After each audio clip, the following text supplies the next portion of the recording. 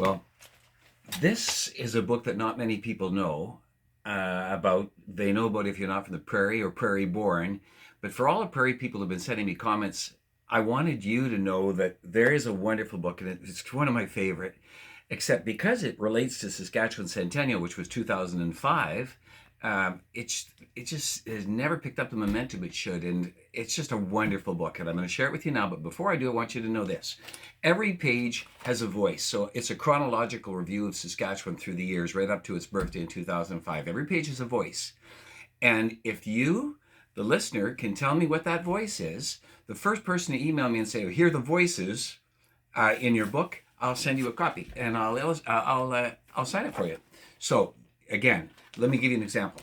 It goes like this. Here's the first page. I can see the black cloud coming. I can hear my brother call. Feel the earth still all around me as the snow begins to fall and the ground begins to rumble and my heart pounds hard within. I can see that black cloud coming. The new hunt will soon begin. Illustrated by the late, wonderful Hans Harold from Saskatoon. And the voice that you heard there was the voice of Cree, Blackfoot, maybe Métis. This was one of the first voices on the prairie, and that's where I start the journey. Now, turn my page, the second one, and I just won't tell you. Most of you will know what this is. I was brought up from Montana, asked to come back north and help. Asked to leave my home and my family. I was told a Métis needed help. In the Northwest, more injustice to my people, red and white. I came back to help my brothers. I did not come home to fight. As it was in Manitoba, there were men who came and took, with no thought of those of us who lived here. They just came out west and they took. First the buffalo, then our rivers, first our food, and then our pride. I came back to the Northwest, where they tried me, where I died. Of course, I won't tell you whose voice that is, but if you know, make note of it, because I think I've got about 10 or 12 of these, and then I was sent to Southern Africa to fight a man I did not know. My queen said that she needed me. I told the wife I'd better go. What made this war so different was that I was asked to bring with me my fastest horse, my trusted steed. What did my country want of me? It seemed that I had gone to fight a Dutchman known down there as Boer, whose way of making war was new, old England had not seen before. They would ride in fast on horseback, strike, then turn and run from whence they came. But we, Canadian Rough Riders, would save that day and earn our name.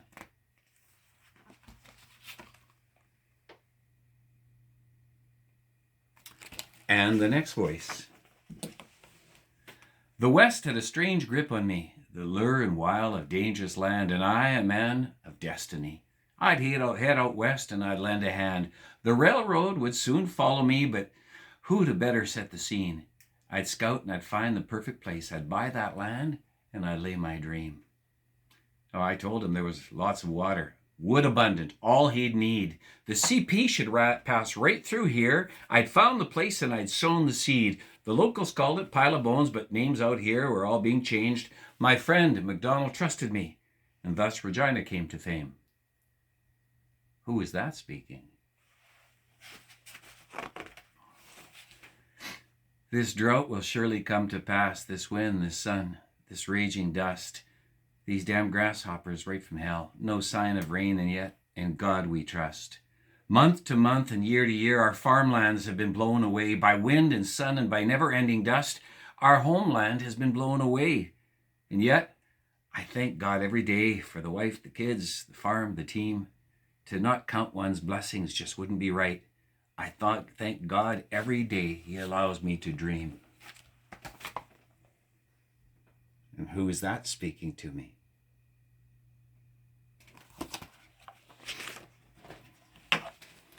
You'll find me on the prairie, not the north, the southern prairie, rising high above a wheat field, standing strong in blowing snow drifts, towering proud through drought and famine. I'm always there through drought and through famine.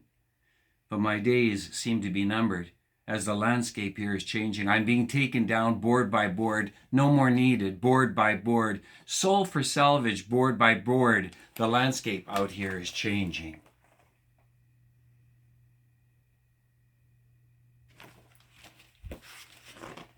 And whose voice is this? This is probably the easiest of the lot.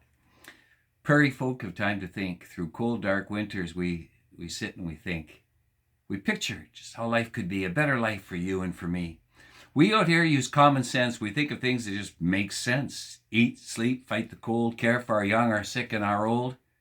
And when I dreamt up Medicare, I hoped, though I was not aware, that others would soon come to see the gift of caring, and sometimes they'd think of me.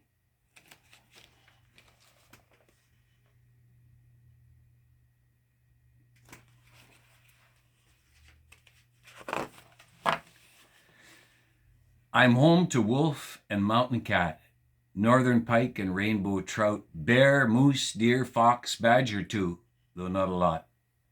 I'm home to Cree and the Métis, whom I have nurtured here for years. Then white man came and chose to stay. I've heard him laugh and I've dried his tears. A million trees and cold dark lakes, seen clear by raven's watchful eye.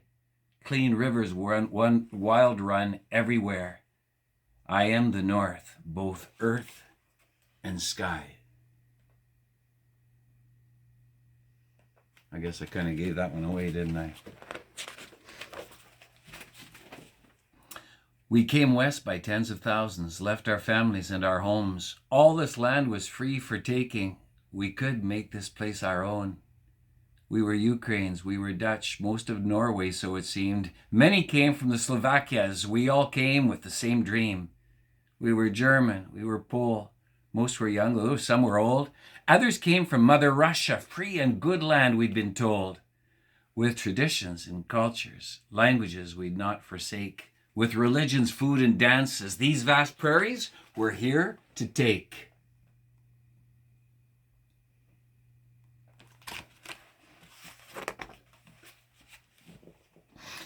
I'd stopped to rest along a lake, fatigued from days of fighting. I lay to rest along a lake when first I heard her calling. Who's calling? I cried. I know your voice. It was she, my true love, who was calling. Qui appelle? I cried out when I heard her again. There was something so wrong. I'm coming. I've ridden and paddled all of these lakes over decades. I've searched for my love. I've called out for her again and again, and I will till such time that I find her.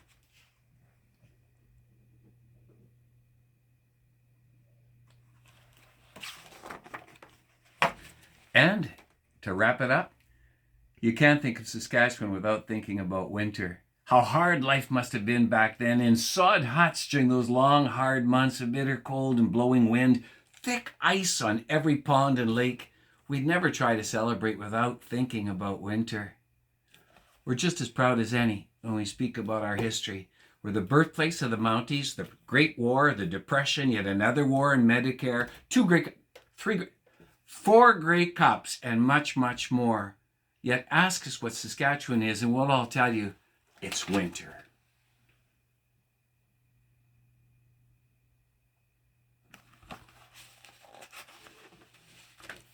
We children of Saskatchewan, we're easy to identify because we smile at strangers. We stop to talk to people we know nothing of.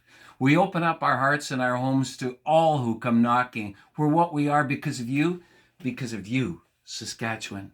Happy birthday, dear Saskatchewan, from the seeds that you have sown. Though we've left you for far off places, we still think of you as our home. And happy birthday, dear Saskatchewan, from your children who had stayed. You've always been here for us. You've always and will always be here for us, and we prayed.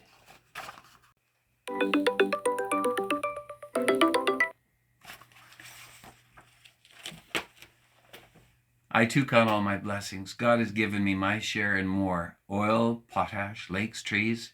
I've just so much to be thankful for. And with your help, I have the task of feeding countless sick and poor.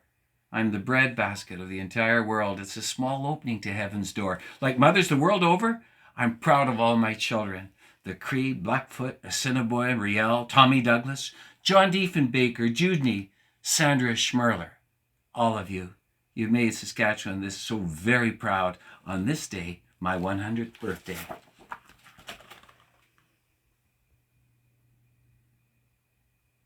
Don't forget, email me at davidbouchard@shaw.ca And the first one has got all the voices.